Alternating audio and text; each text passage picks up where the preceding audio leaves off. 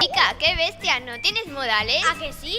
Hola, nena. Lo siento, no era mi intención, estaba despistada. ¡Guau! Eres más guapo de cerca. Pasan coches sin parar, nadie para en mi barrio. Tío, qué amarillo está! ¡Au, mi culo! Tío, ¿te vienes al Festival del Pollo o no? No hay monos en la costa, no hay monos en la costa. ¡Yeah! Ahí te lo dejo.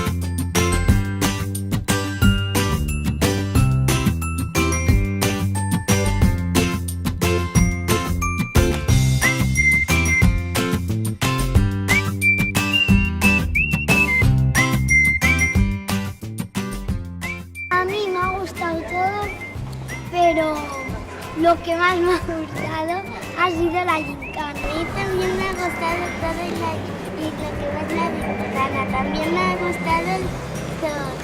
La gincana es el mejor juego que he jugado en estos 3 días. Está súper chulo haciendo los juegos que hemos hecho.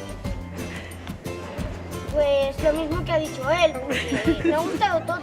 Me ha gustado todo. Lo que más me ha gustado ha sido todo y sobre todo la gincana y una prueba de la gincana que era hacer lo que ponía ahí. Una cosa rápida. ¡Danzar! El doblaje también estaba súper chulo. Que se me ha olvidado decirlo. Me ha gustado todo porque ha sido muy divertido y no hay nada negativo, porque es imposible que haya nada negativo. Y me ha gustado mucho y espero que se repita.